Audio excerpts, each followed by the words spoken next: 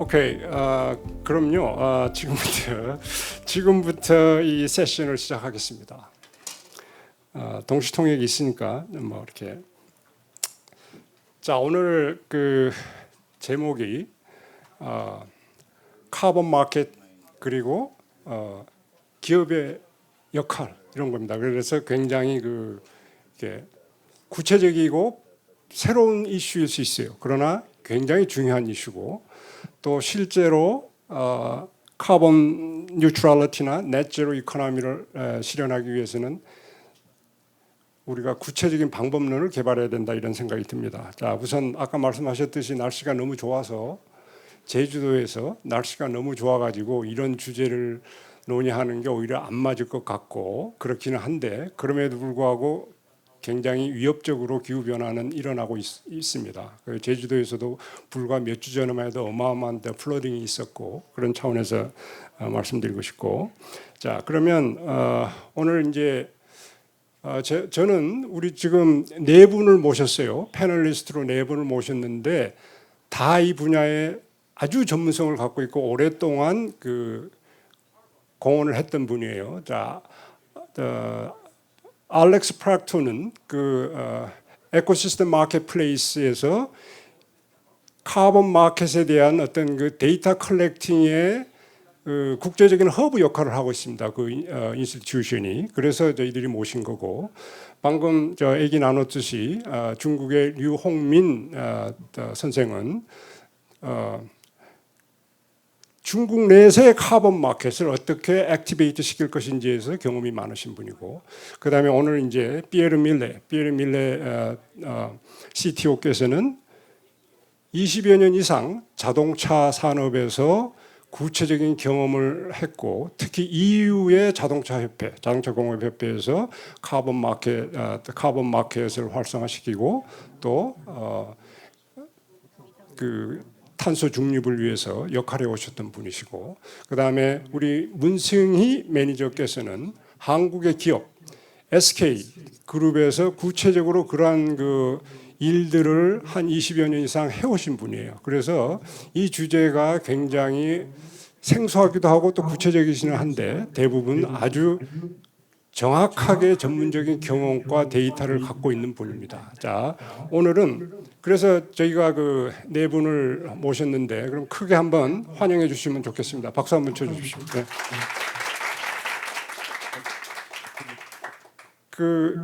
아주 신속한 진행을 위해서 제가 길게 소개는 안 드리겠습니다. 이게 짧은 시간인데 주제가 많아서 제가 조금 이렇게 효율적으로 진행하고자 합니다. 제가 사회들을 맡고 또 디스커턴트도 하려고 합니다. 그래서 우선 네 분이 먼저 발표하시면 그 다음에 제가 다시 질문을 몇 개씩 드리고 그 다음에 플로어에서 디스커션하는 이런 식으로 하겠습니다.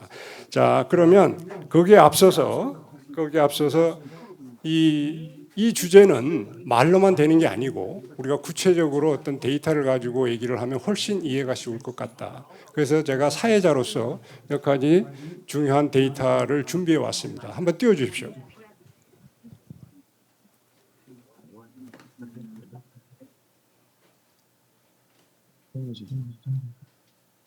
오케이, 여기 보시면 지금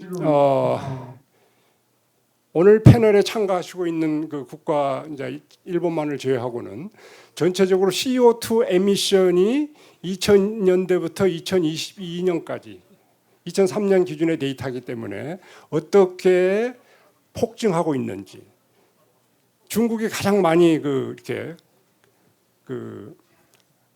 많은 CO2를 배출하고 있는 상황이고 미국은 조금 줄어들고 있고 유로피언 유니언이 상당히 줄어들고 있고 그 다음에 한국 같은 경우는 스테디하게 이렇게 약간씩 올라가고 있습니다. 전체 양은 얼마 안 됩니다. 그러나 이제 퍼 캐피탈을 보면 인구 수에 비해서 보면은 지금 한국이 굉장히 높아요.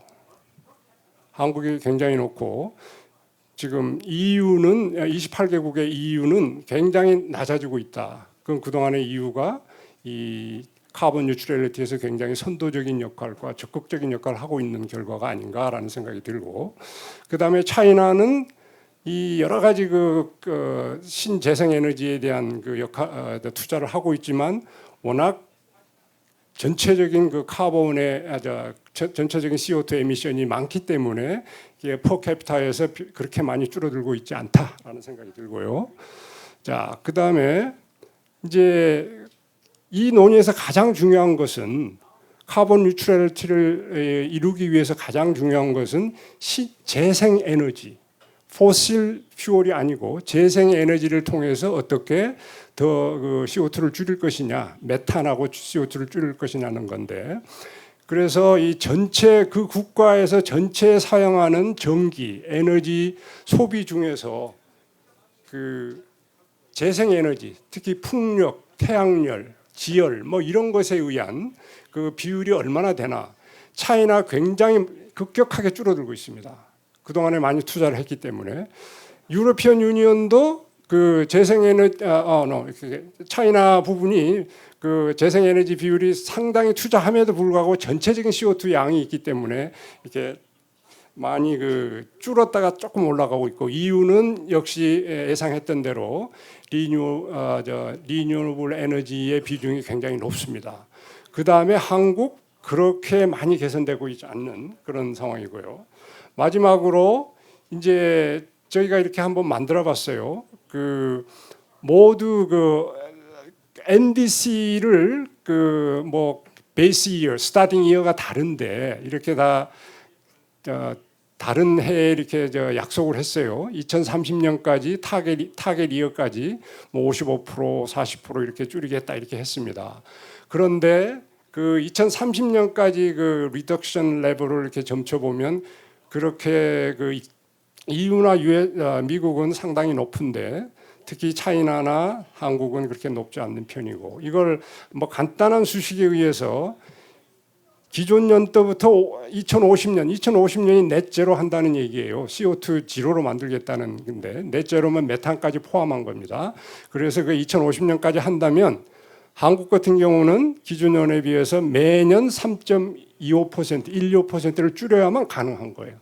그래서 여기서 이걸 말씀드리고 하는 그 기본 요지는 이게 NDC가 어느 나라든 상당히 달성하기 힘들다.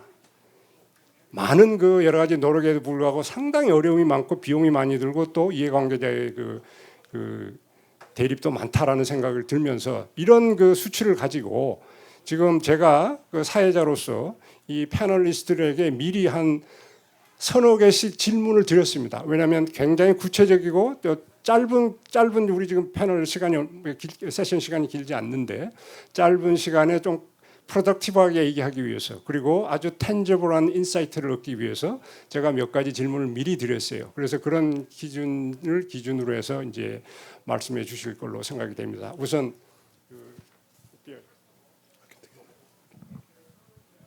Thank you very much, Professor. It's a pleasure for me to be here today on behalf of the European motor industry to share our experience with Europe and to tell you a bit about what has been going on in terms of carbon reduction in Europe, and also to share our experience with those measures. The European Union has a rather strong commitment to be carbon neutral by 2050, and already we can see it with a 55% reduction target by 2035. So the EU closely adheres and follows the Article 6 of the Paris Agreement. And what is, I would say, particular about how Europe does it, and that, as far as I know, is unique to some extent in the world about a regional body such as the EU, is that the European Union itself, is party to the Paris Agreement. So not only the member states. This means that the EU monitors but also enforces carbon reduction targets, that it sets national targets for its member states, that the member states, if they do not meet these targets, then can be fined or also have the option of transferring carbon credits. And interestingly, also, the EU has put in place rather strict legislation to prevent its own carbon emissions from being outsourced. In other words, from sending the manufacturing of high carbon products outside of the EU. And so those products are being taxed, are being priced in such a way that there's no distinct advantage to making them outside of the European Union. Now, when it comes to my industry, to the motor industry, of course, we play a rather significant role in all of this. It's something that affects us quite heavily. There are also high carbon reduction and ambitious carbon reduction targets that have been set for vehicles. And currently there is a legislative mandate that means that by 2035, all vehicles sold in Europe will have to be zero emission vehicles. And there are interim targets. We have already a 15% reduction by 2025 in carbon emissions and a 50% target for 2030. Now, this is rather massive, of course, if we talk about vehicles, because we're not simply talking about a switch in technology. We're talking about, well and truly, a societal change, a change in habits, consumer habits, and how people move around.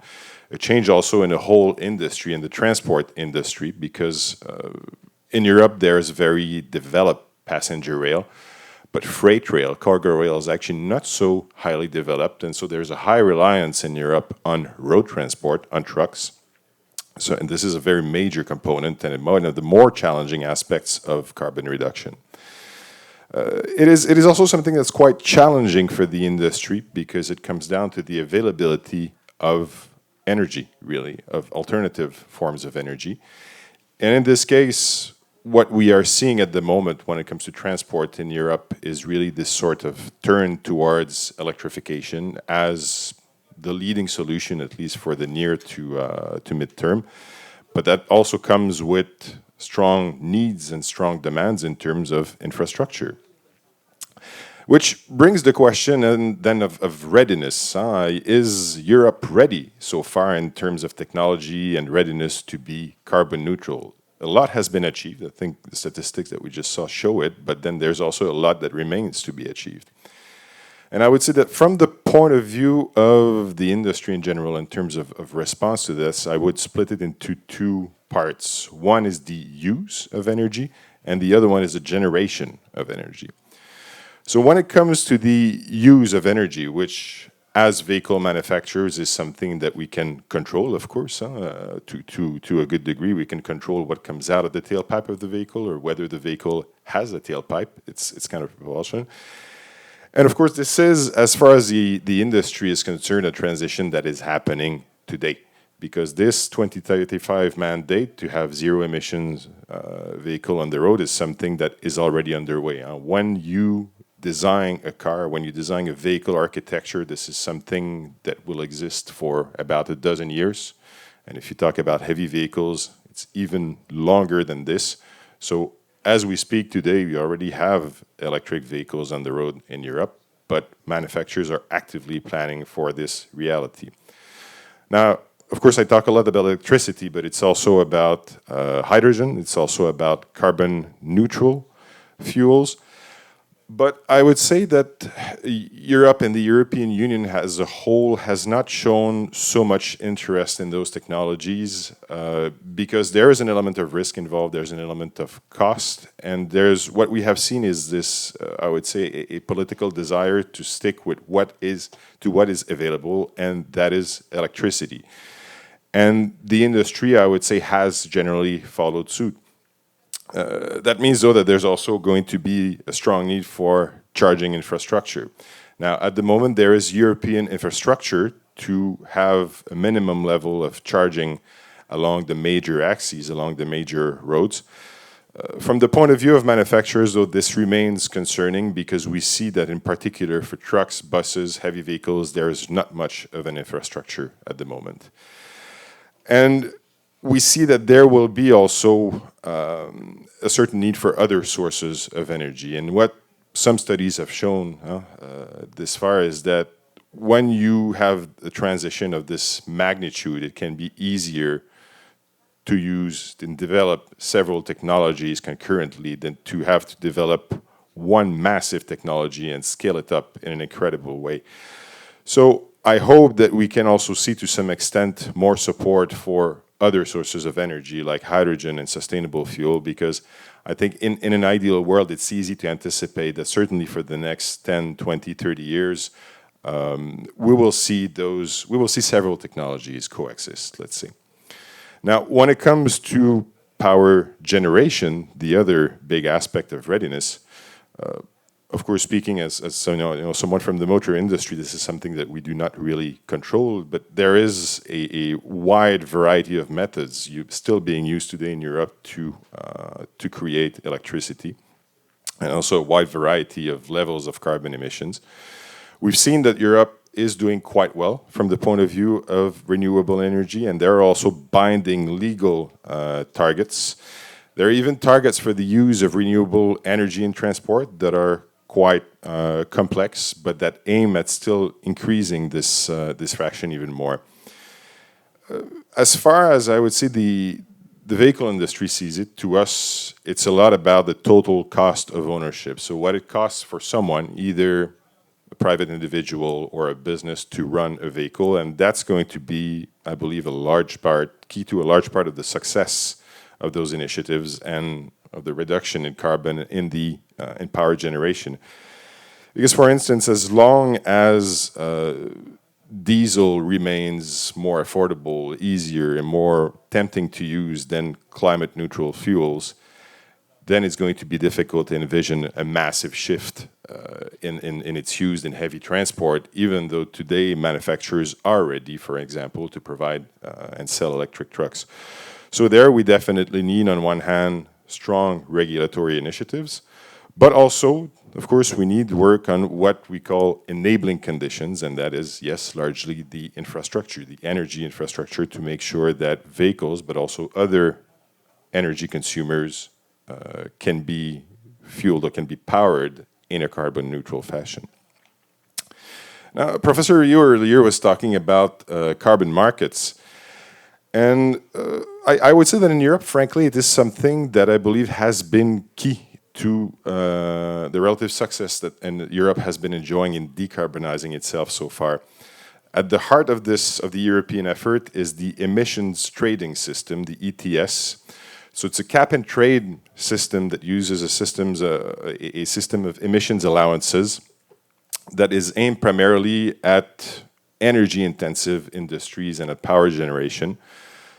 It has been successful indeed, because in those areas and those fields, Europe claims a reduction in carbon emissions of 41% since 2005, since the creation of the scheme. Now, it has been successful enough for the European Commission to expand its scope as part of what it calls its Fit for 55 objective, so aiming for a 55% reduction in carbon. So we are seeing now an extension of the scheme to maritime transport, and we also see a reduction and gradual phasing out of some carbon allowances. And in the future, there will be, a couple of years from now, further expansion of the ETS, and then it will also start to apply to buildings, to road transports, and to fuels for additional sectors. The money that is made through the ETS then goes to both the member states' budget, but also to a collective fund called the EU Innovation and Modernization Fund that supports research, among other things, in this field to, again, further move or to help decarbonization make progress in Europe. Now, the reason, of course, and this is the kind of effort, it's very much a long-term effort. This takes time, and it's the kind of effort also that exceeds the duration of your typical elected, let's say the lifetime of your typical, professional lifetime, I should say, of your typical elected official. So, so far, yes, Europe has been able to sustain its efforts. Of course, there are still questions hanging in the air as the June European elections are on the calendar and are coming very, very soon. The outcome remains to be seen, but we do anticipate that there may be a possible shift to the political right of the spectrum, and potentially rather far to the right. So what will this mean in terms of priorities? Frankly, we have yet to know. I do not anticipate that it would mark a complete reversal in terms of climate policies, but it means that there could potentially be changes. And coming from the industry, it would be easy to think that, oh well, vehicle manufacturers are going to be quite happy about this, but no, not necessarily, because again, as I was mentioning earlier, this transition, this creation, of carbon neutral vehicles is something that is underway today. The train has left the station, so it's not something that we can easily reverse, and it's not necessarily productive to do so. The other question looming a bit in the background is whether the transport industry as a whole can achieve its targets. But then I think it comes down to two key elements. First, yes, the cost of ownership of low-carbon vehicles, which will have to be realistic, and not just for a small segment of the population, but for Europe as a whole, which is not all rich nations, it's not all wealthy people buying big cars. And it's also going to come down to matters as diverse as trade and energy supply. So all of this, though, has a political impact. It influences the population, and in turn, if there is an element of dissatisfaction in the population regarding those issues, then that can, of course, force, or at least encourage the political winds to shift.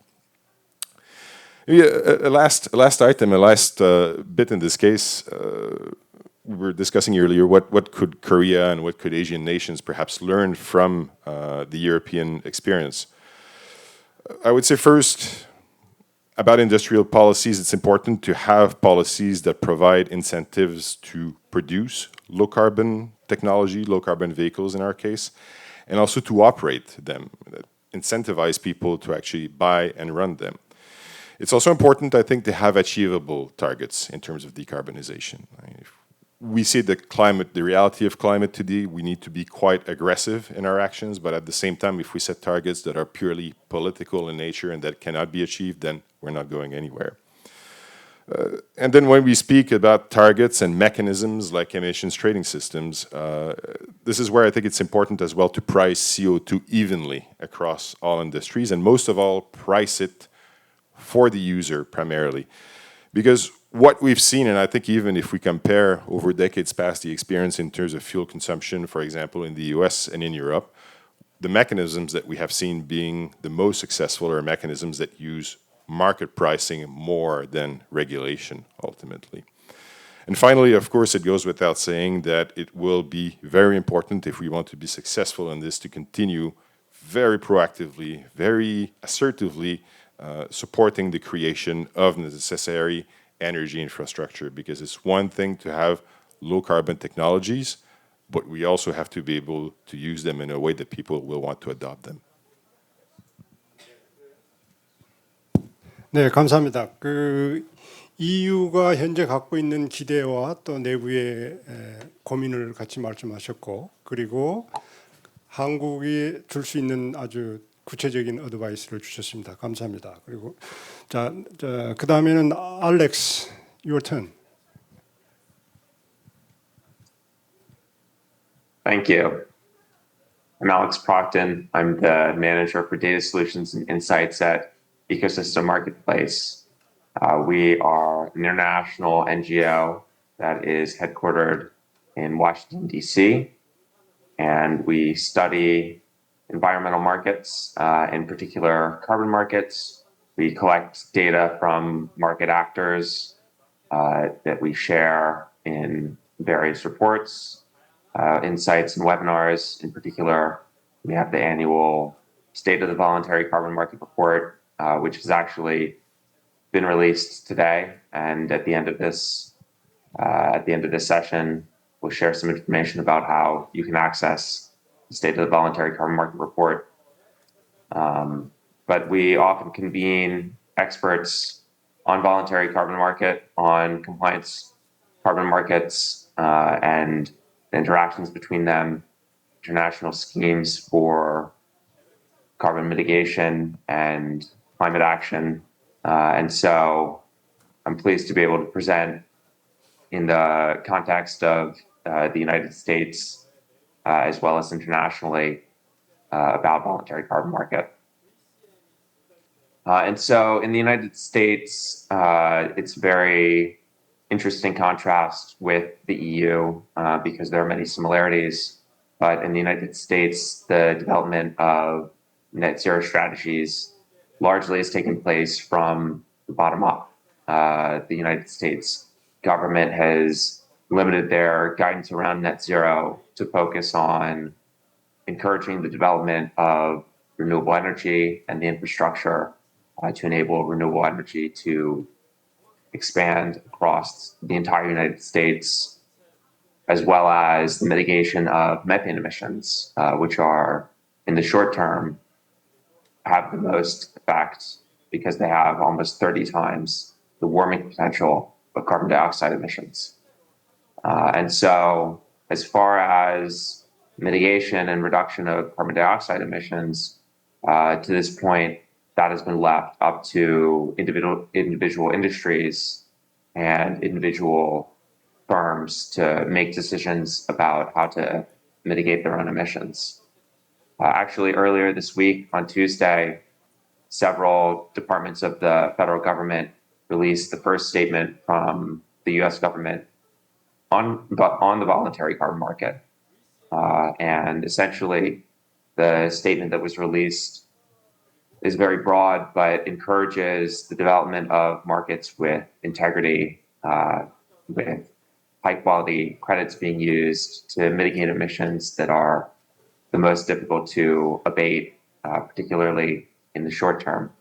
And we'll see, somehow that is very much in line with the international norms that are developing around the voluntary carbon market. And that really allows space for the market to continue to develop and shape itself. And in terms of multinational collaboration to meet NDC goals, it's still something that is very open to being shaped specifically. The US so far, it is more of a regional focus on markets to reduce emissions. So in California, there's a cap and trade market that actually has begun to allow credits from the voluntary carbon market to be used to offset some emissions. And in the Northeast United States, there's a market focused around the emissions from energy generation and curbing those emissions. But in terms of a national market, there is none. And so it's all being done through individual action that's coordinated between individual firms. And then in terms of infrastructure, allowing the transition to net zero, this is something that similar, I think, to the story that Pierre was discussing about the EU and the adoption of net zero vehicles on the road. There have been several developments in terms of renewable fuel, renewable power generation, electric vehicle production, the use of hybrid vehicles as well, improved power transmission, all of which have been at one point encouraged by subsidies and then frequently have become self-sustaining markets in and of themselves. So the United States has been a leader in installing solar and wind power generation over the last decade. And as initial investments were made in that, that continues to bring down the cost of scaling those technologies. And it has allowed for the growth of renewable energy as a proportion of power generation in the United States. And looking forward, it's very important, I think, for the United States to continue to focus on this transition in a way that supports the existing infrastructure and the existing institutions that have grown up around the infrastructure for power generation, power transmission, transport, trade, and create industrial policy that reflects the reality of transition away from polluting industries or polluting ways of doing business across industries towards net zero, clean manners of doing things.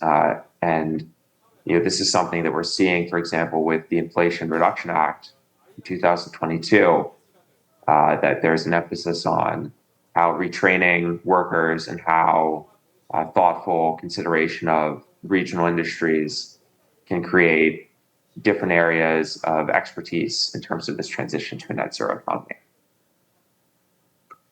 But returning to the subject of the voluntary carbon market, which we at Ecosystem Marketplace collect data from over 180 market actors and compile that information to understand trends in terms of the volume and the price of credits from different varieties of carbon credit projects.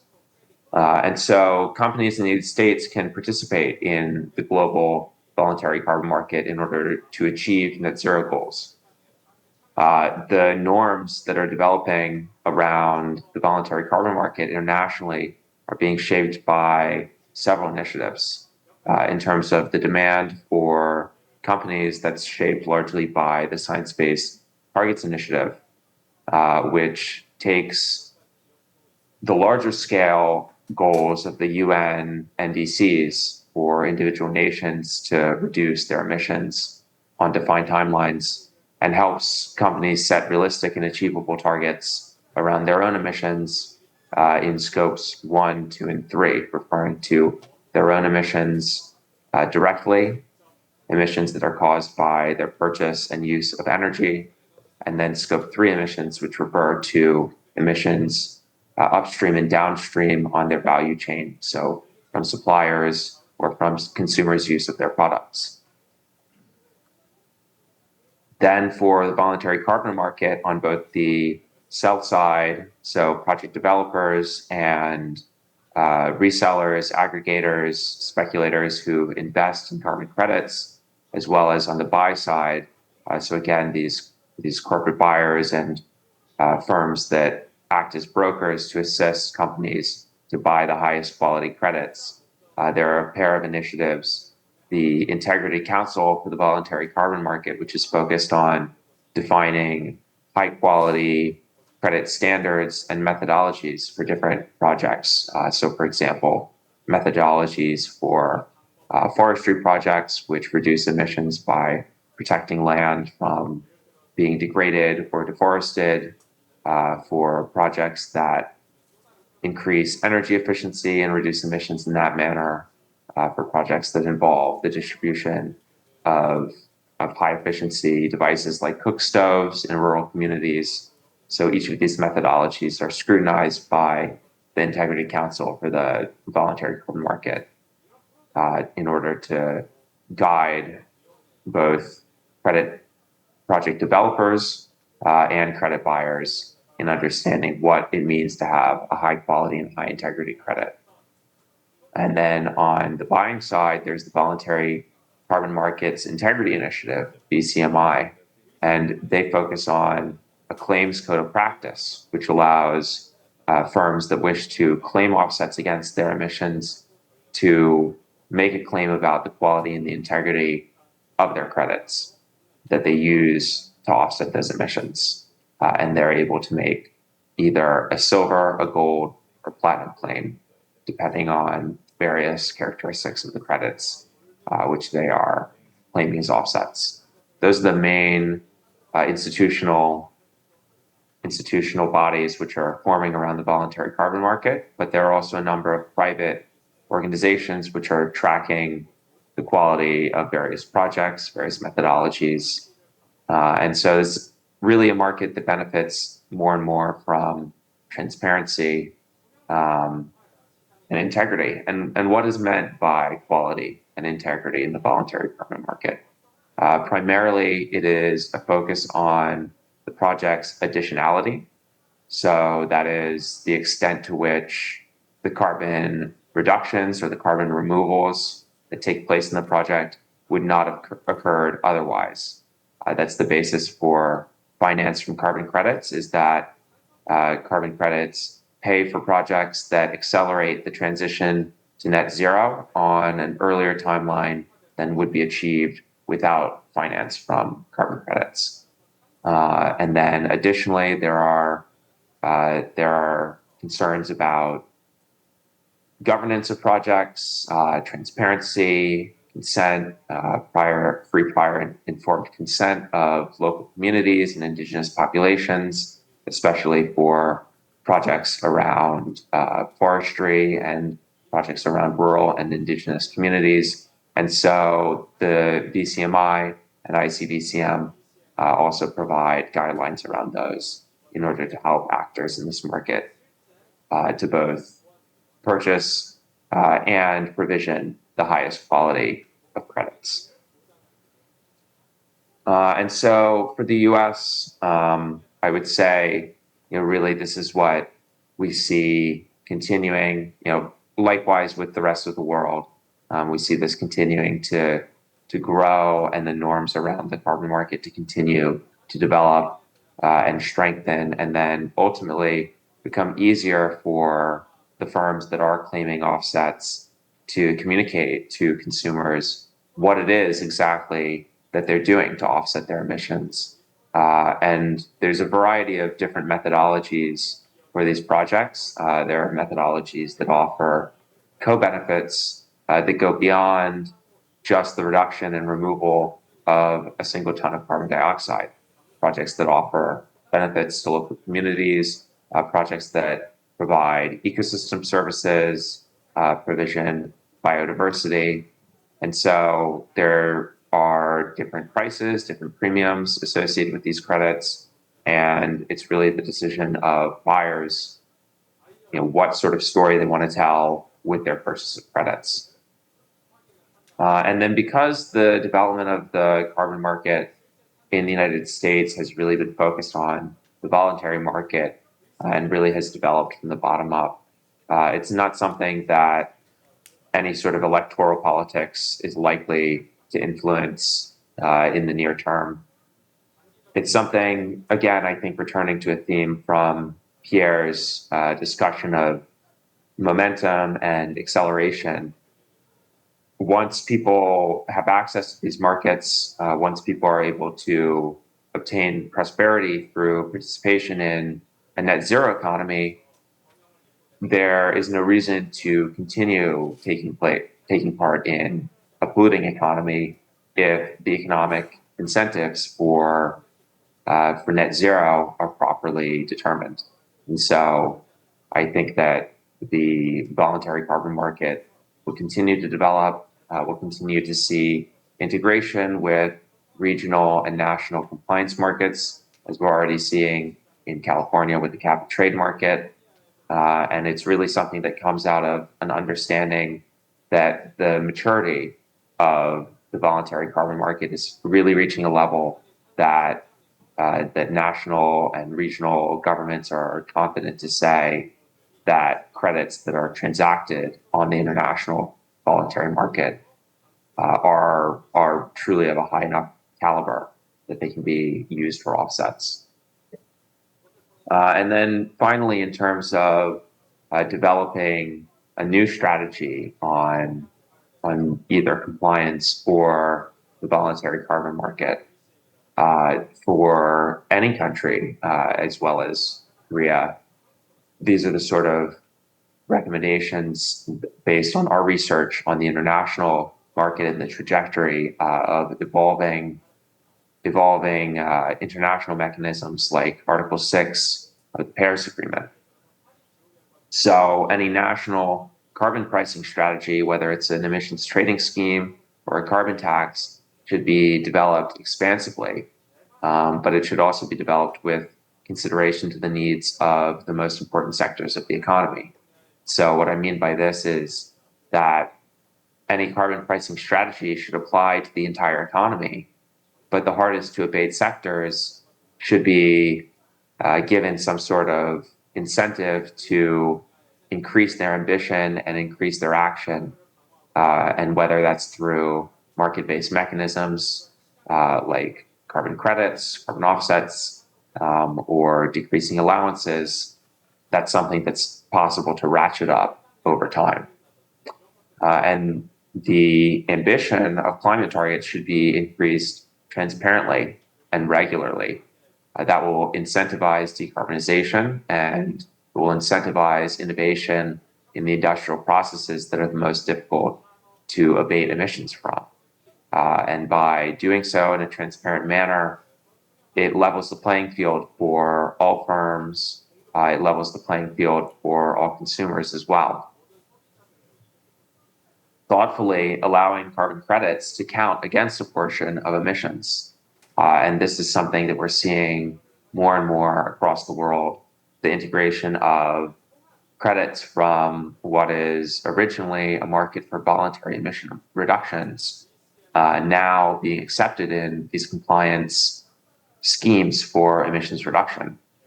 That promotes buy-in from corporations and it allows price signals to and from the global carbon market.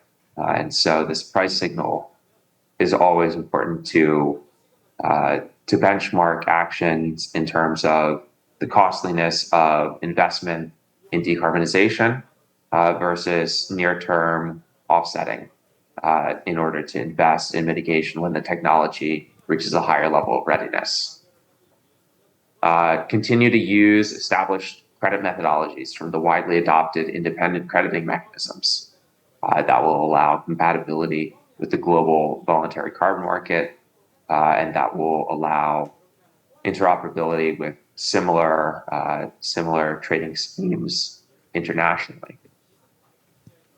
To promote the adoption of renewable energy at all levels of society through credit methodologies, ones that can be specifically focused around renewable energy generation and consumption, as well as credit methodologies that incentivize the installation of microscale renewable energy and grid integration, which essentially distributes power generation across society in the same way that power consumption is distributed across society. And then finally, something that we see increasingly with our research internationally is that success is often tied to local stakeholders buy-in with carbon markets. And so in order for Korea to achieve success with carbon markets, develop unique carbon credit projects that capitalize on the specifically Korean industries, products, and culture. So I think that overall that it's a very interesting turning point in the global voluntary carbon market as we see more and more a turn towards a focus on quality and integrity. It's a time when the norms are coming together internationally and being developed collaboratively in as transparent a manner as possible. 오케이. Thank you. 네, 감사합니다. 굉장히 재밌는 측면이 많네요.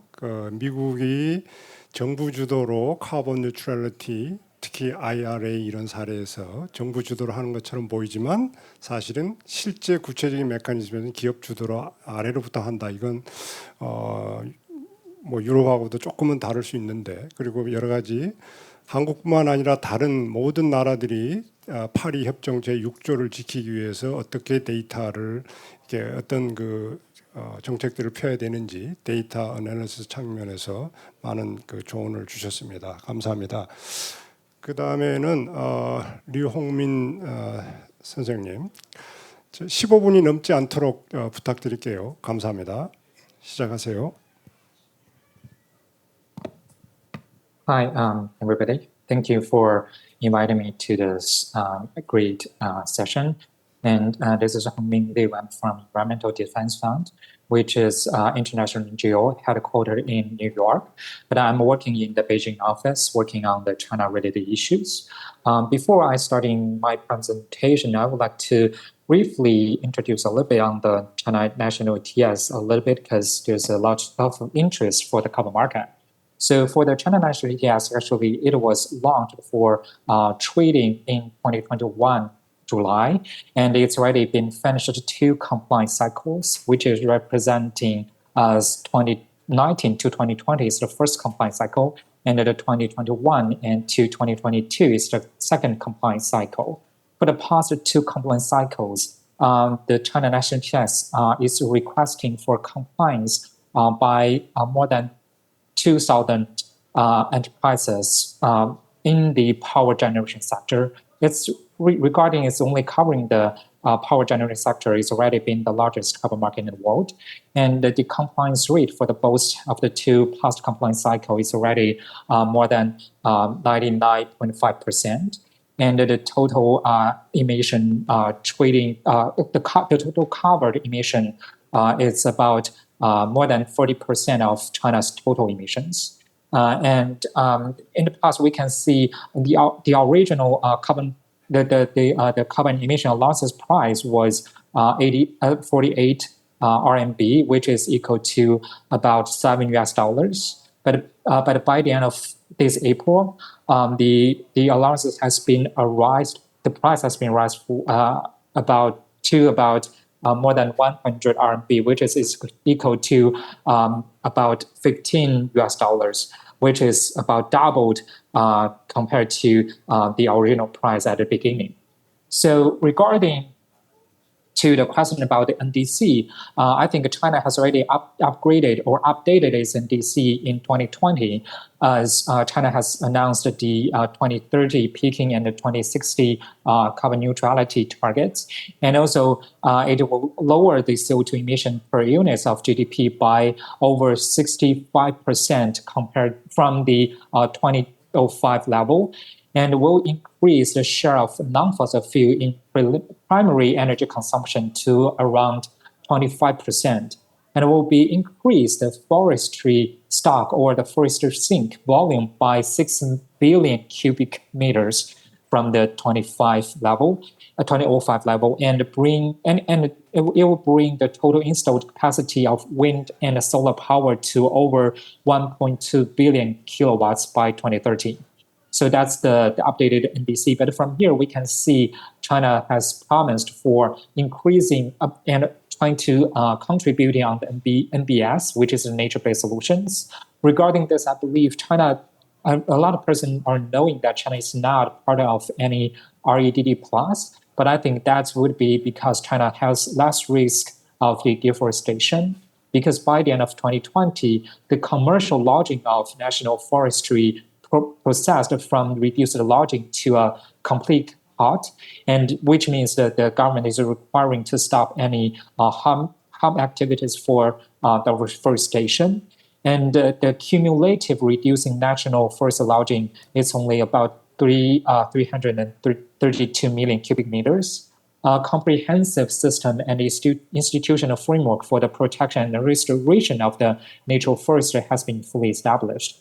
And actually, throughout the continuous large-scale land greening efforts, China has contributed approximately 1/4 of the global green area over past 20 years. It's like for the preserved man-made forest has been reached to more than 1 billion acres, and ranking as the number one in the world. And also regarding the carbon market for the CCER, actually, it's trying to boosting and incentivizing the forestry or the accomplishment of the NDC domestic in China. And also regarding the China's level of compliance with the international norms of the technology and the energy in perspective of future progress. I think first, China has announced to stop overseas coal power plant investment back into 2021 during the 760th session of the United Nations. President Xi Jinping announced about this, and we can also see that by introducing the China's national ETS, even though China is not still is still on the road for peaking. It's not peaking yet. We can see China's in total the emissions is still increasing. But China by introducing, why I'm saying this is because of you can see the other adopted carbon market are mostly total emission controlled or has absolute cap for their carbon market. But China is still not have absolute cap. It's still like performance-based target for trying to control the emissions and trying to increasing the efficiency of energy consumption in domestic in China, which is trying to reduce the per capita emissions for now, and maybe in the future when China is on the road for reducing towards the zero emissions, it will help a lot. So, but definitely by doing this, the regulated entities have shown their strong recognition of the trading mechanisms, market rules, and the carbon price, and are better prepared for future participation in the schemes for fulfill China's carbon peaking and carbon neutrality targets. So we can see allowing this because of China's also got advanced on the renewable energies. China also launched its green electricity certificate system as a pilot program in 2017 to allow business and individuals to buy renewable energies voluntarily. And definitely, each certificate represents the 1 megawatts of renewable energies electricity generation. And all the renewable energy projects are eligible to generate the green electricities. But regarding the future plan of the China's renewable energy, I believe China has already fully embarked on the green transition. The installed capacity of wind, solar, hydro, and biomass power generation ranks the first in the world. And China has become the major suppliers of the wind and solar power equipment and the power batteries, which is in China is like a new 3 categories of the worldwide supplemented by China's production. And we can, by the end of the December 2023, China's total installed capacity of renewable energy power generation reached to more than 1.5 billion kilowatts, accounting for about 51% of the national installed power generation capacity, which is over than the fire power plants, and nearly 40% of the global total installed capacity of the renewable power generation has been installed in China. And actually, in 2023, China added 3.5 million kilowatts of the new renewable energy capacity, accounting for about more than 80% of China's new power generation capacity, and half of the global new capacities, which has made China really about the largest renewable energy builders. And also, I would like to highlight a little bit of the voluntary carbon market, which is really related to today's topic. Actually, the voluntary carbon market has really adopted in January this year, 2024.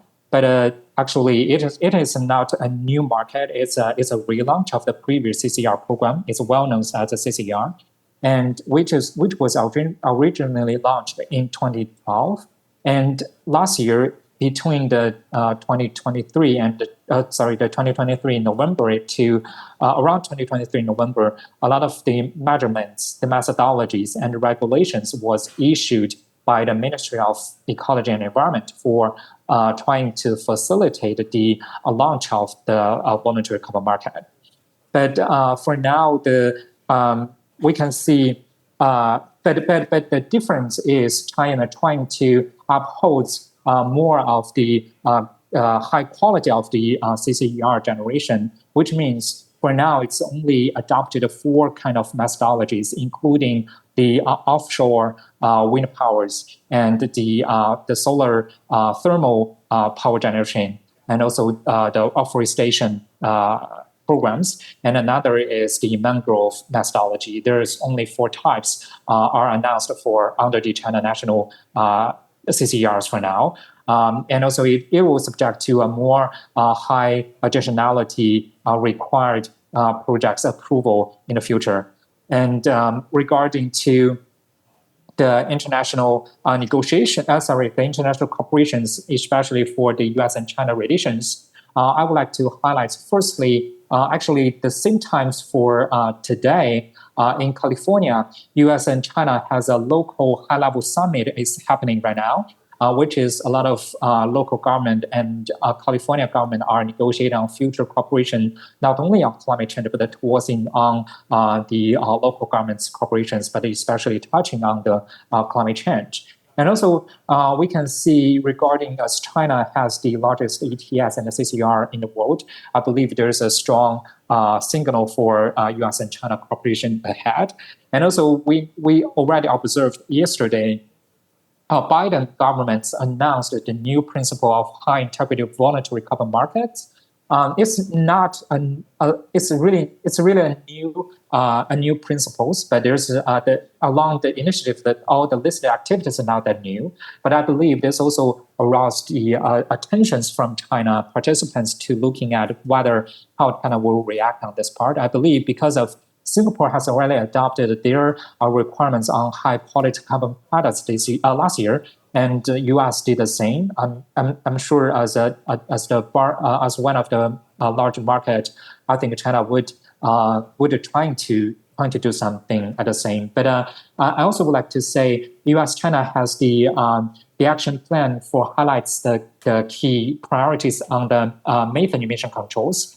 And also, it's worth it to note that the U.S.-China methane emission control plan is trying to control the energy, agriculture, and the waste sector methane emissions. And also, it will strengthen the synergies for control the methane and other pollutants, such as the organic compounds. And also, for this year, actually, EDF has already sent satellites for monitoring the global methane emissions. It's just sent to the universe, and it will be for like a testing the operation for like about 6 months, and then later on it will generate the data for sharing with as a free data and sharing with everybody.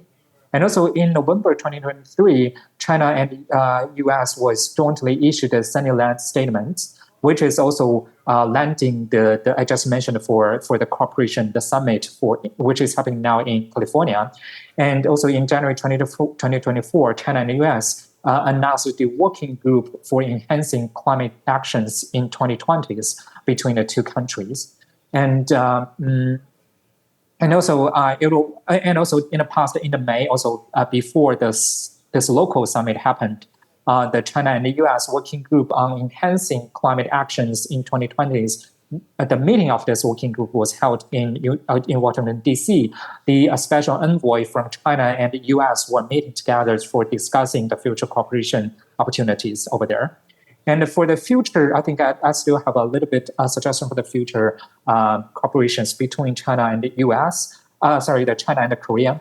Because I believe the design of the Korean ETS and the China ETS is really similar, because both power generation sectors are fully controlled by the government. It's not free electricity market, which is the control of the indirect emissions is the questions between the two countries. So these two countries has really the similarity or the same issues for reducing emission reductions. And also China is the large emitters for the total amount of the emissions, but Korea has the for the per capita has the really the largest as the emitter. So I think this is the two common issues Korea and China should be addressed, and it can exchange a lot in the future. But also, I believe Korean ETS has the same problems as China, as like there's a slow flow. There's a slow flow on the. It's not really valid in not really the trading is not. It need to be boosted and to be increased in the trading activities in the market, and also how to make future address for the emission reductions because of this issues, because as the big emitters is cannot be only fulfilled by domestic behaviors or actions, maybe need to be future linked to other countries for emission reduction or with the other carbon markets, especially under the Article 6 is the opportunity for future discussion between China and Korea for negotiating on the future potential markets discussions. But meanwhile, actually, EDF supporting the China, Korea, and Japan discussions on carbon market operations for several rounds already. So I believe this will be also can land in the future cooperations. And also for the carbon for the companies, I would like to suggest for the company, would it be really should strategically consider the carbon emissions as asset for taking the actions as early as possible? Because if you act early, it will be have a cheaper cost. You act early has a really lower cost. If you act later on, it will be subject to an increase in price. This is the signal we can see along the EU ETS history. The price is rising when the government adopting a more stringent policy and requirements. That's all my insights. Thank you. 오케이, 감사합니다. 지금 알렉스 발표와 후밍의 발표를 보면 굉장히 재밌는 게 있는데요. 두 분 다 메탄을 강조하고 있어요. 메탄. 그리고 방금 말씀하셨듯이 그 메탄에 관련해서 특히 미중 간의 협력이 잘 이루어지고 있다는 것은 전 지구적으로도 환영할 만한 일입니다. 사실 이게 카본 뉴트럴리티하고 넷제로가 이게 개념이 다른 거거든요. 그러니까 이산화탄소에만 포커스해서 2050년까지 지로를 하겠다는 게 카본 뉴트럴리티고,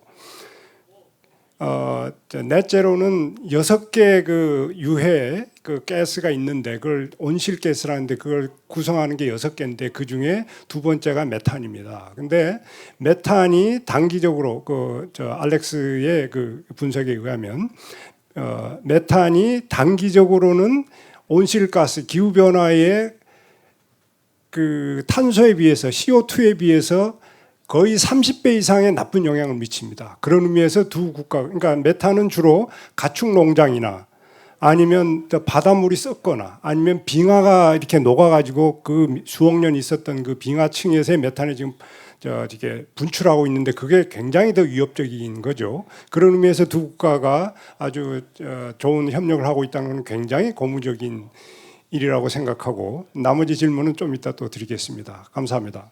자, 그다음에 문승희 매니저님 시작해 주십시오. 네, 반갑습니다. 기후기술의 저자 문승희입니다. 저는 오늘 제주 포럼에서 정부의 입장이나 특정 기업의 입장을 발표하러 나온 건 아니고요. 실제로 클라이밋 테크 관련된 신사업을 진행을 하면서 가졌던 시사점이나 공유드릴 부분들을 좀 말씀을 드리고자 합니다. 네, 카본 뉴트럴, 넷제로 이런 부분들 요즘 많이 들어보시죠? 하지만 저희가 탄소 중립에 대해서 논의를 시작한 지는 몇 년 되지 않았습니다. 그 몇 년 동안 많은 일들이 벌어졌는데요. 그 중에 가장 큰 변화는 기후 위기로 인한 기후 재난, 기후 위험들이 계속 속속들이 우리가 느껴지는 삶에서의 불안입니다. 이런 부분에 대해서 지금 이 제주 포럼에 이 제주라는 이 도시가, 이 공간이 굉장히 특별한 의미를 갖습니다. 제주는 아리백 그 리뉴어블 에너지 관련된 가장 신성장의 축을 담당하고 있고요. 이 제주에서 이런 큰 포럼이 이루어지면서 넷제로 탄소 중립에 대해서 논의를 한다는 게 저는 굉장히 고무적인 일이라고 생각합니다. 여기 오늘 오신 분들도 그런 부분에 굉장히 많은 관심을 가지고 오셨을 거라 생각하는데요. 각국에서 진행되고 있는 탄소 관련된 감축 사업들, 제도들에 대해서 많은 인사이트를 가지고 가셨으면 좋겠습니다. 네, 한국은 의무 시장을 통해서 탄소 감축을 하는 기업에게 캡앤트레이드 방식의 의무와 또 그걸 통해서 발생되는 카본 배출권을 거래할 수 있는 그런 의무 시장의 ETS를 진행하고 있습니다. 이것 외에 작년부터 시작된 발런터리 카본 마켓 VCM도 지금 진행을 하고 있는데요. 대한상공회에서 탄소 감축 인증 센터에서 카본 프린서펄 관련된 지침들을 가지고 기업에서 감축하고 있는 탄소 관련된 부분들을 크레디터화하고 인증하고 검증하는 데 많은 노력을 기울이고 있습니다. 한국의 ETS뿐만 아니라 VCM 시장이 커지면서 이와 관련된 기술 관련된 기업들도 많은 각광을 받고 있는데요. 제가 책에서도 이런 부분들을 많이 언급을 했습니다. 기후 위기가 가져오면 오는 위기뿐만 아니라 기후 위기가 가져오는 기회에 대해서도 말씀을 드렸었는데요. 한국은 이런 발란터리 카본 마켓뿐만 아니라 기후 기술을 독려하는 그런 정책들을 적극 펼치고 있습니다. 네, 기업의 노력과 감축을 어떤 식으로 보상을 받아야 된다고 생각하나요?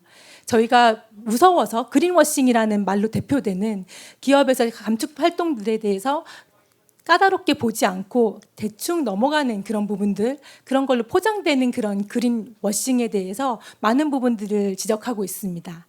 이런 것들이 또 두려워서 기업들은 그들이 열심히 노력한 그 성과를 감추는 공개적으로 말하지 않는 그린 허싱 이런 부분들도 이런 부분들로도 기결이 되게 되는데요. 지금 한국은 어떻게 보면 그린 워싱과 그린 허싱의 그 둘 사이에서 어떤 부분을 더 논의하고 기업의 노력에 대해서 리워드를 줄 것인가 아니면 그걸 공론화할 것인가에 대해서 많은 얘기들을 하고 있습니다. 네, 클라이밋 테크 관련해서 많은 기업들이 관심을 갖지만 사실 정부의 정책이나 기업의 기조에 따라서 그런 부분들이 위축되기도 하고 굉장히 열심히 밀어주는 그런 부분들이 있는데요. 어떻게 보면 작년까지 그런 ESG의 바람에 힘입어서 그린테크, 클라이밋 테크가 굉장히 많은 곽광을 받았습니다. 하지만 올해 들어서 그 기조가 약간 낮아지는 그런 듯한 모습을 보이면서 클라이밋 테크에 계속 돈을 투여해도 되는가? 라는 그런 의문도 있습니다. 하지만 우리 한국에서의 그런 작은 그런 노력과 그런 물음표가 전 세계적으로 비춰봤을 때는 전 세계적으로는 굉장히 많은 노력과 자금이 이 기후테크 쪽으로 흘러들어가고 있습니다. 단순히 3년, 5년의 그 가까운 미래를 바라보는 것이 아니라 기후 기술을 통해서 미래를 선점하겠다는 그런 의지가 담겨 있는 것이죠. 네, 저는 이런 단연간의 그런 클라이밋 테크 관련된 신사업을 추진을 하면서 이런 부침을 많이 겪으면서 많이 힘들어하기도 했었고 또 이렇게 포럼을 통해서 여러분들을 만날 수 있는 자리를 통해서 중요성도 같이 공유하고 있는 바입니다. 네. 한국의 그런 정책들 관련해서는 지금 카본 뉴트럴, 탄소 중립뿐만 아니라 넷제로를 달성하기 위한 2050년까지의 그런 장기 플랜들이 지금 속속히 만들어지고 있는데요. 사실 이런 부분들에 대해서 논의가 구체적으로 시작된 건 최근 몇 년입니다.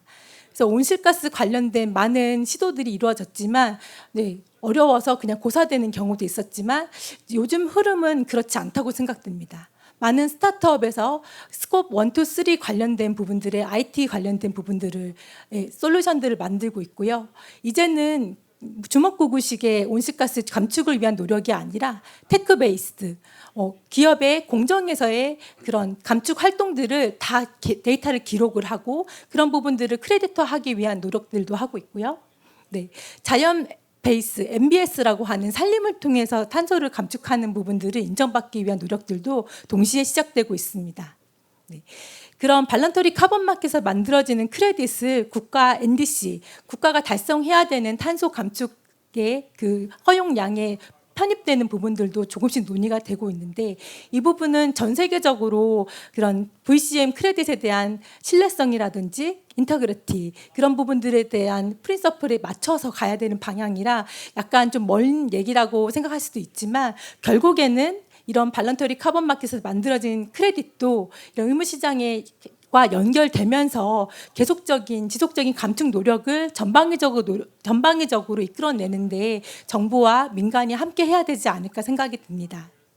오늘 장시간 얘기를 유럽의 사례, 또 미국의 사례, 중국의 사례들을 들으면서 저 또한 어떤 식으로 제가 하고 있는 업무에 탄소 감축, 이런 온실가스 감축을 위한 사업을 해야 될지에 대한 많은 아이디어를 얻었고요. 추가적인 질문과 토론을 통해서 좀 더 논의를 이어갔으면 좋겠습니다. 감사합니다. 네네, 고맙습니다. SK가 주요 한국 내에서는 많은 카본 뉴트럴리티에 대해서 이렇게 적극성을 보이고 있는 그룹 중에 하나인데 거기서 오랫동안 이제 일을 하시면서 또 실무에서 느끼는 여러 가지 벽이 있으니까 그게 현재 한국의 상황이지 않나라는 생각이 듭니다. 그러면 제가 지금 시간이 한 20분 남았는데요. 한번 한 가지씩 질문을 드리도록 하겠습니다. 우선에 EU의 시각을 좀 여쭤보고 싶어요. 현재 한국의 정부는 원자력을 강조하면서 지금 국제적인 그 민간 그 규범으로 떠오르고 있는 Renewable Energy 100, RE 100을 이렇게 뭔가 피해갈 수 있는 길이 있지 않을까 생각돼서 카본 프리 이니셔티브라는 그 이렇게 정책을 이렇게 내놓고 있어요. 근데 카본 프리가 오래전에 구글에서 냈던 7/24 카본 프리 이거하고는 좀 다른 거예요. 그래서 이게 정부에서는 여러 가지 그렇게 홍보를 하고 있는데 사실 국제적으로 얼마나 받아들여질지 EU의 퍼스펙티브를 듣고 싶습니다. In terms, and correct me if I misunderstand your question, but in terms of the use of nuclear power specifically in Europe, it's a complicated question. Because nuclear, I mean, up until now, we have been, I specifically have been talking about low carbon, about energy at a regional level. And in Europe, this is how it's played. However, when it comes to this sort of power generation, it happens at the national level. And if you look historically, in the last few decades, attitudes towards nuclear power in Europe have been rather negative, I would say. Look, for all kinds of reasons, you can say good reasons, bad reasons, but there have been strong reactions to some of the possible negative consequences of nuclear power. We have seen it, for example, some years ago when there was a tsunami in Japan, in Sendai, the power plant over there, there was truly a major problem, a catastrophe and a meltdown at the nuclear power plant. And Germany, which up to that point had been relying quite heavily on nuclear power, made the decision to close entirely its nuclear power plants, to wind down its nuclear activities, which meant that then it started relying much more on coal to make its electricity, which is certainly not an ideal situation from the point of view of carbon neutrality. Now, I think, and look, this is my personal perception, but I think that what we are witnessing today is there starts to be a bit of a change in mentality because we have to make priorities at some point. And what is our biggest problem? Well, it is carbon. It is greenhouse gases. It is the climate problem that we face today. And of course, you might say that nuclear power is not entirely without its risks, but on the whole, at the global level, it has also shown itself to be a fairly safe means of generating energy, and it comes with its own problems. It comes with its own questions, with its own uncertainties. But we have to prioritize, really, and we need to keep this in mind because we have also not to aim for perfection. Right from the start. And frankly, this is something even coming from the auto industry that I have seen in Europe. There are situations that might be usable today that would dramatically reduce carbon, that would have a significant impact. But there is a lot of pressure to not necessarily use them because they're not perfect. But then again, is it about using something that will be perfect in 10, 15, 20 years from now, or using an imperfect solution, that can have a positive impact from today? Then there's a choice that needs to be made. 네, 감사합니다. 그다음 알렉스에게 질문하고 싶은데요. 어쨌든 한국에서는 IRA가 지금 미국 대선이 어떤 결과를 가져올지 아무도 모르죠. 그렇기는 하지만 혹시 정부가 바뀌었을 때 IRA에 대해서 이게 지속될 건지 안 될 건지, IRA의 핵심 중에 하나도 결국은 기후 변화에 대한 대책인데 그에 대해서 굉장히 센시티브해요. 미국 사람도 그렇고. 그래서 어떤 사람은 연속적일 것, 어떤 사람은 상당히 바뀔 거다 이러는데 이미 아주 구체적인 레벨에서는 계속될 거라고 말씀하셨지만 거기에 대해서 조금 이 대중들이 너무 그 부분에 대해서 아주 관심을 갖고 있어서 조금만 부연 설명해 주면 좋겠습니다. Yes, that's a good question. I think that ultimately the IRA, the Inflation Reduction Act, it's a broad variety of measures, and it passed with bipartisan support And so I think that the theme that we see repeatedly with these investments in carbon neutrality and net zero is that they take a momentum of their own on. And so once much of the provisions of the IRA have already been enacted, which they have been, there's already an industry, for example, for power transmission. There are private public partnerships that spring up to accomplish the goals in terms of building new power transmission and operating power transmission lines. And they have incentives to complete those projects, whether there's continued stimulus or not. And so I think that it's impossible to say for the entire IRA what will be the result, no matter who's elected in November. But I would say that largely that the momentum from the IRA is going to continue and will be ongoing. And I think honestly that there was a very good point that was made by Hongman in his segment, where he stated actually that early action is an asset.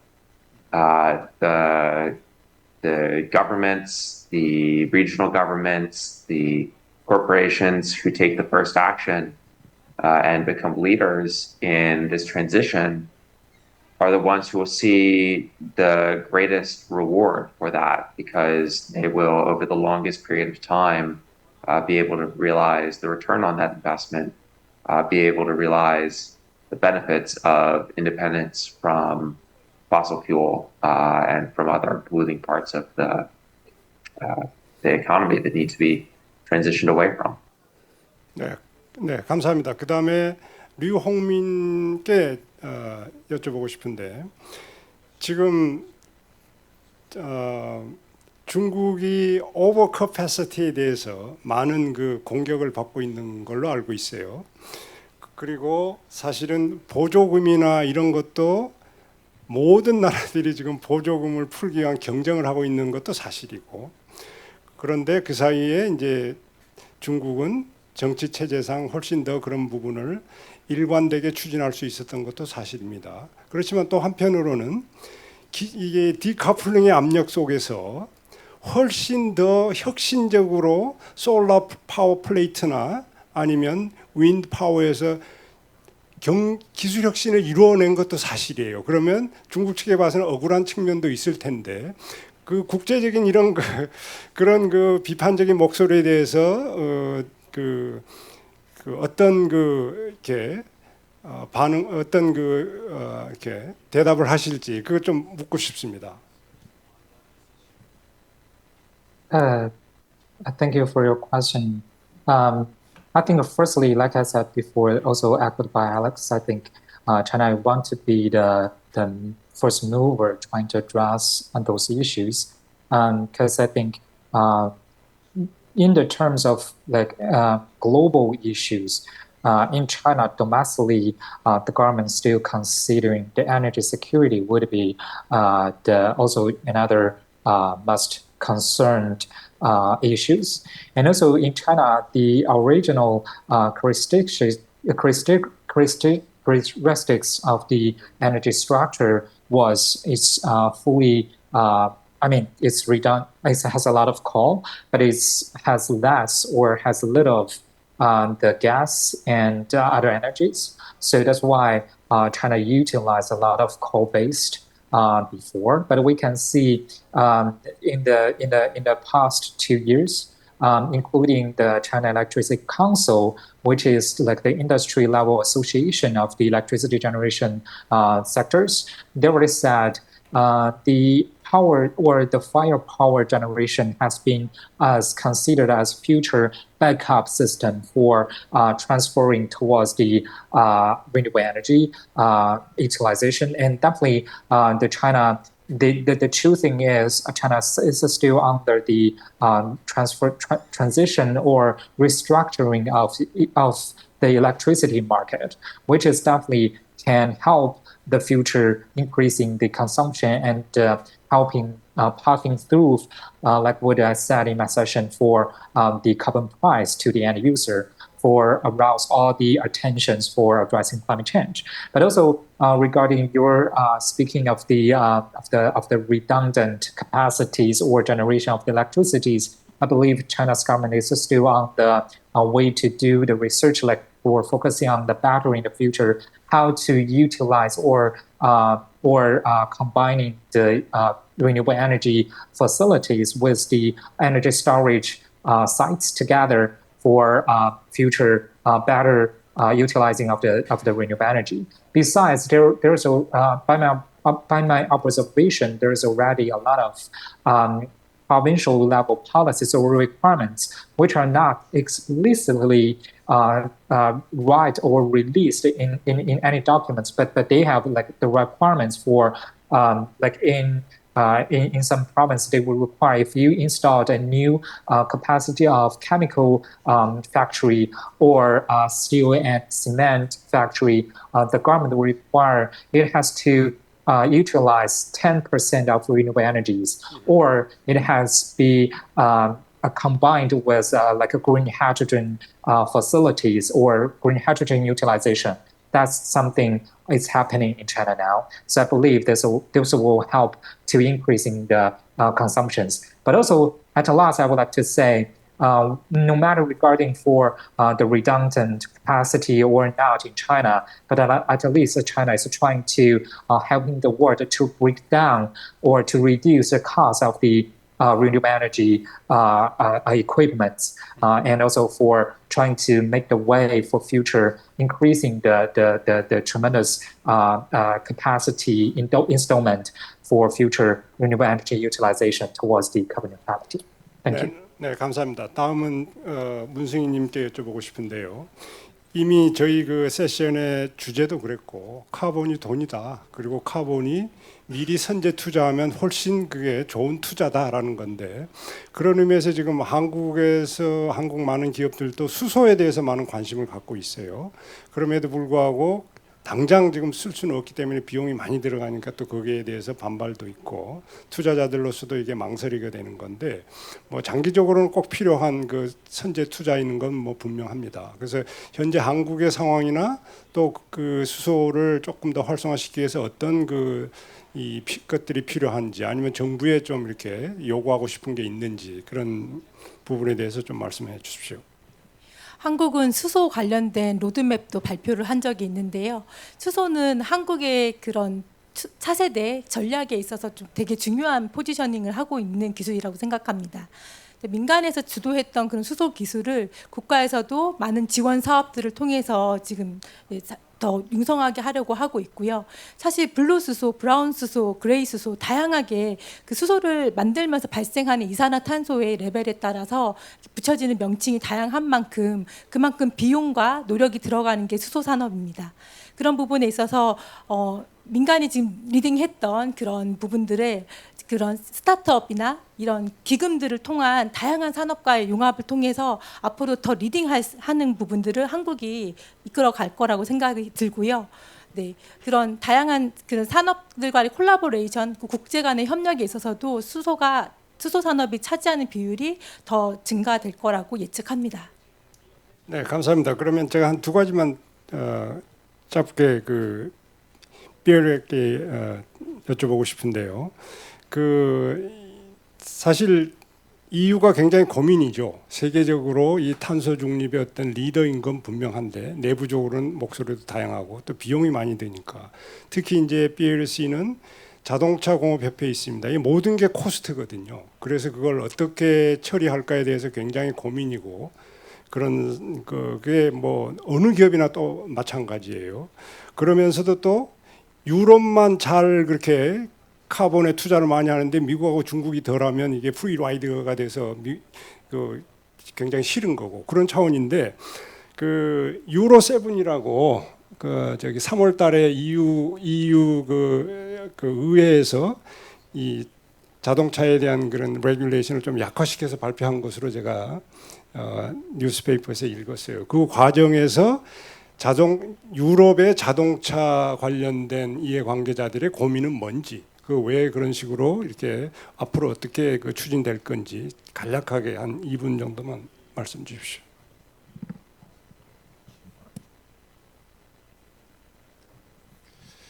A good question with no simple answer.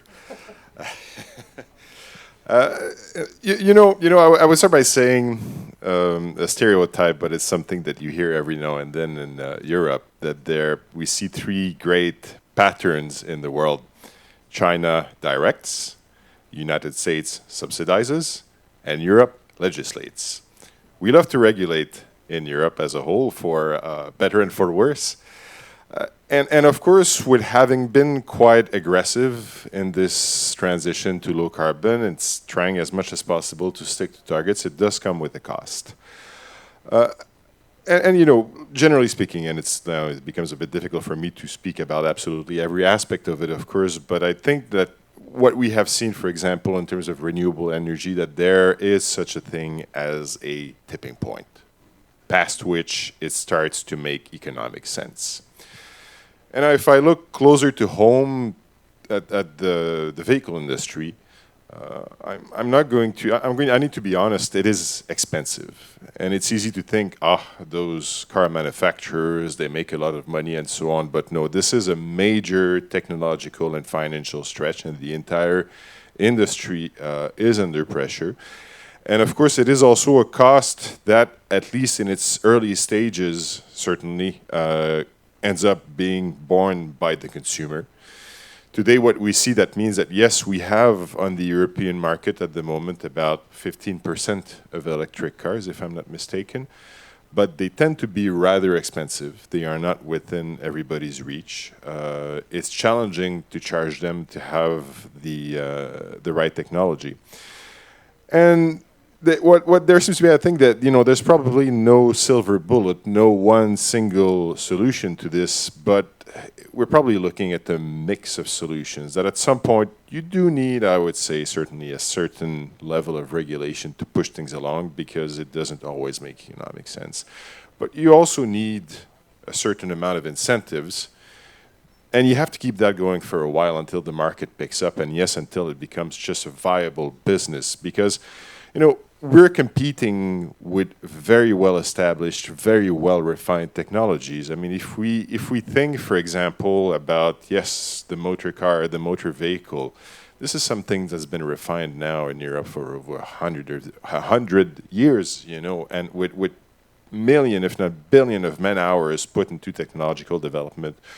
We have a refueling infrastructure that is well in place, that is a finely oiled machine. So there needs to be a bit of a nudge, of course, when it comes to this. And it's one thing that's important to keep in mind now, because we have seen now for years and decades governments, states, essentially subsidizing the search for oil and its extraction, facilitating its extraction, incentivizing its distribution. And now, all of a sudden, now that we're talking about this major societal change, now we go to electricity and hydrogen and whatnot.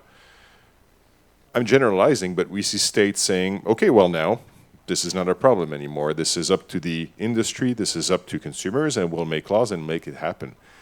It's not quite that simple. I think we also need a bit of a nudge from states. It is very much a collective effort in this case. And yes, it's expensive, but if everybody contributes, the hope is that eventually it starts to make financial sense. 감사합니다. 카본 마켓이라는 게 이제 카본을 아껴서 그걸 크레딧으로 서로 주고받는 건데, 팔고 사고 하는 건데, 세계적으로 우리가 한국에서도 세 가지 가장 걱정하는 게 있습니다. 하나는 더블 카운팅. 여기서도 팔아먹고 저기서도 팔아먹고 더블 카운팅. 하나는 아까 문승희님이 얘기했듯이 그린 워싱. 원래는 아닌데 이렇게 거짓말하는 거. 그린 워싱. 세 번째는 아마도 EU가 가장 센시티브한 이슈예요. 프리 라이딩. 자기들만 이렇게 투자했는데 다른 게 안 했을 때. 자, 그런 의미에서 한국을 위해서도 카본 마켓을 위해서 가장 중요한 게 데이터입니다. 그리고 장기적으로 지금 이 세 분들이 다, 모든 분들이 다 말씀하셨지만 데이터를 어떻게 잘 구축하고 이해관계자들의 클리어한 어떤 투명한 그런 시스템을 계속 갖추어야 서로가 트러스트 할 수 있는, 신뢰할 수 있는 것을 하는데 지금 알렉스한테 묻고 싶어요. 지금 저기 보니까 그 QR 코드가 2024 State of the VCM Report 이렇게 떠 있는데 지금 에코시스템 마켓플레이스가 그런 데이터를 이렇게 관리하는 어떤 허브 역할을 사실상 하고 있고 많은 싱크탱크에서 그 데이터를 많이 씁니다. 그래서 벌써 나왔는지 2024년으로 돼 있는데 한 2분만 좀 설명해 주세요.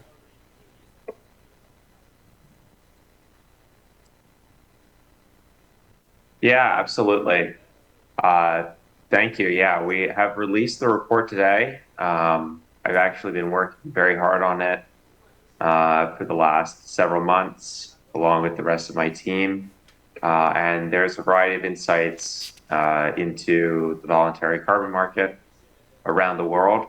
It goes much deeper into a breakdown by different project methodologies, different categories of projects such as forestry and land use, renewable energy, community and household devices like cook stoves and water purification projects, agriculture, as well as discussing the importance of integrity and transparency in the market, things that drive premium price for credits like credits that represent removals of carbon dioxide from the atmosphere, credits that include environmental and social co-benefits.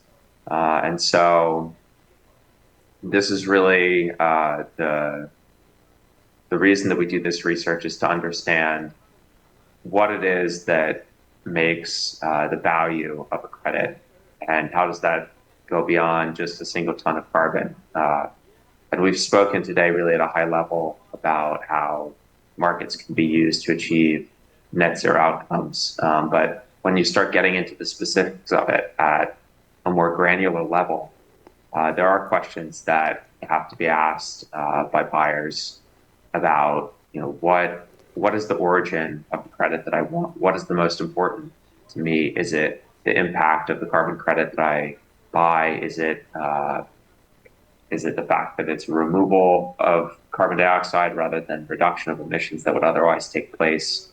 And so the data that we receive from our respondents, again, it's over 180 respondents located in over 100 countries, is extremely valuable to us to be able to answer these questions. And so I hope that if there's anyone in the audience today who does sell or transact with carbon credits, that you will find the resources that we have to be interesting. You can also reach out and contact Ecosystem Marketplace, and we're always happy to hear from other participants in the carbon market and learn more around the world about what's going on. So also, it will be very late for those of you who are in Asia, but we do have our launch webinar will take place in a couple of hours. That will be at 11 p.m. Korean time. But you can also use the QR code to the right to register for the webinar, and you will receive a recording after that webinar is complete. So I hope that if voluntary carbon market is interesting to you, then I hope that the webinar will be interesting and the report will be interesting as well. So thank you for the opportunity to share this. 오케이, 감사합니다. 지금 시간이 다 지났어요. 그래서 오늘 정말로 정확하고 아주 그 경험이 많으신 네 분 패널리스트를 모시고 짧은 시간이나마 이렇게 집중적으로 할 수 있었습니다. 그래서 플로어에는 질문 기회를 못 드려서 대단히 죄송한데 오늘의 이 회의가 오늘 회의가 한국에서도 이 넷제로를 향한 그런 그 긴 여정에 그리고 보다 구체적인 방법으로서의 voluntary carbon market 이것을 좀 발전시킬 수 있는 어떤 하나의 계기가 됐으면 합니다. 오늘 이렇게 네 분 다 적극적으로 많이 생각해서 이렇게 좋은 의견 주셔서 굉장히 굉장히 생산적인 회의였다고 생각하고 너무 이 동아시아 재단뿐만 아니라 이 제주 포럼을 대표해서 이 네 분께 깊이 감사드리고 향후에도 이런 주제가 있을 때 적극 좀 이렇게 좋은 말씀 주시라고 저희가 이렇게 부탁드리고 싶습니다. 오늘 이걸로 마치겠습니다. 크게 박수로 감사함을 표시하고 싶습니다. 고맙습니다.